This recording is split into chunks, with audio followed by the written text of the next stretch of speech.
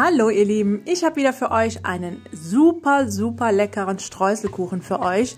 Der ist gefüllt mit lecker saftigen Äpfeln und einer leckeren, super leckeren Puddingcreme. Den müsst ihr unbedingt probieren. Kommen wir direkt zu der Zubereitung. Viel Spaß beim Zuschauen. Wir brauchen 250 Gramm Mehl, 100 Gramm Zucker, ein halbes Päckchen Backpulver, 120 Gramm kalte Butter, einen Teelöffel Vanilleextrakt,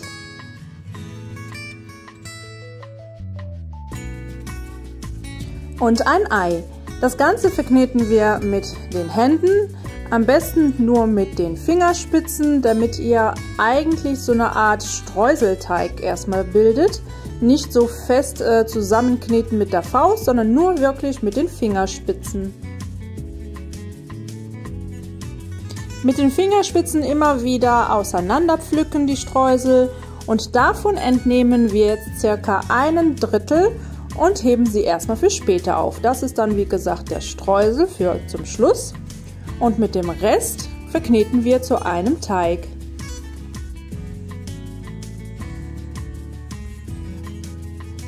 Den Teig könnt ihr jetzt wirklich fest zusammenkneten mit der Faust, dass auch wirklich alles zu einer Kugel geformt wird. Dann habe ich hier eine 24er Springform, ihr könnt natürlich auch 26er Zentimeter nehmen. Die gut einfetten und darin kommt jetzt der Teig.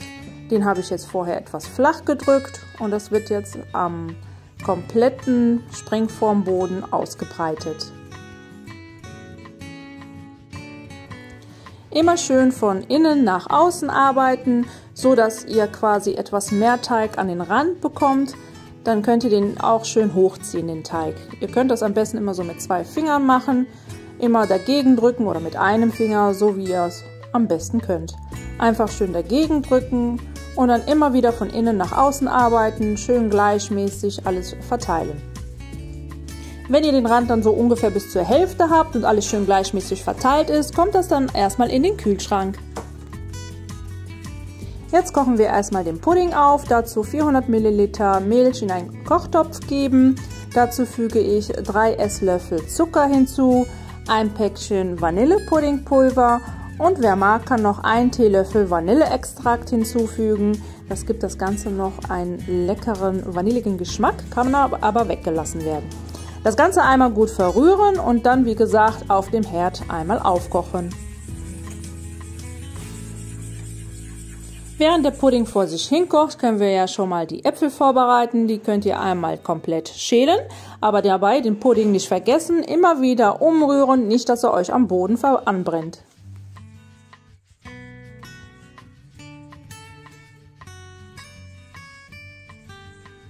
Die Äpfel habe ich jetzt in Stücke geschnitten und damit die mir nicht braun werden, kommt noch der Saft einer Zitrone hinzu.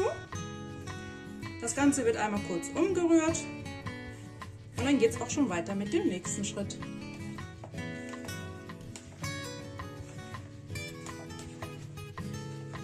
Mein Pudding ist auch schon fertig. Den lasse ich jetzt noch so circa 10 Minuten abkühlen.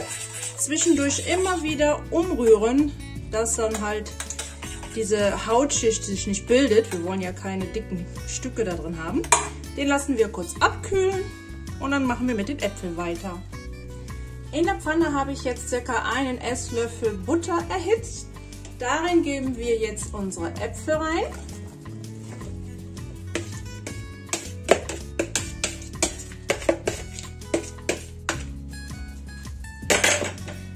Dann den Zucker. Und ich gebe noch einen Teelöffel Vanilleextrakt hinzu. Das Ganze kommt jetzt nochmal auf den Herd für ca. 8 bis 10 Minuten auf mittelhoher Stufe. Gelegentlich die Äpfel in der Pfanne umrühren, während sie schön in der Pfanne braten. Und natürlich nicht den Pudding vergessen, immer wieder umrühren. Jetzt nehmen wir wieder unseren Pudding zur Hand. Der hat sich etwas abgekühlt. Und dann geben wir jetzt unseren Frischkäse dazu. und rühren ihn klumpenfrei einmal ein. Ich schwärme ja so für diesen Rührblitz, nennt er sich. Der ist besser als ein gewöhnlicher Schneebesen, denn beim Pudding herstellen bleibt nichts am Topfboden kleben.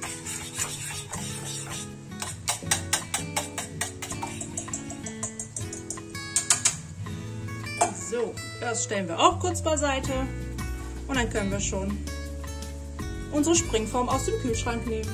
Die Äpfel sind auch schon soweit fertig. Da rühre ich noch einen Esslöffel Speisestärke unter,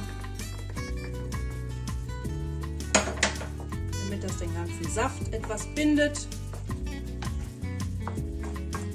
In die Springform füllen wir jetzt unseren Pudding. Dass er noch lauwarm ist, macht nichts.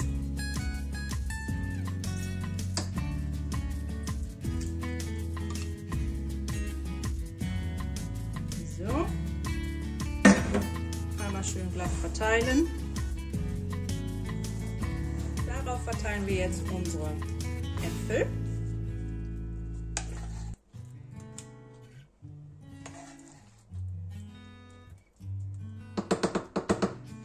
Nun kommen noch unsere zurückgelegten Streusel da drauf.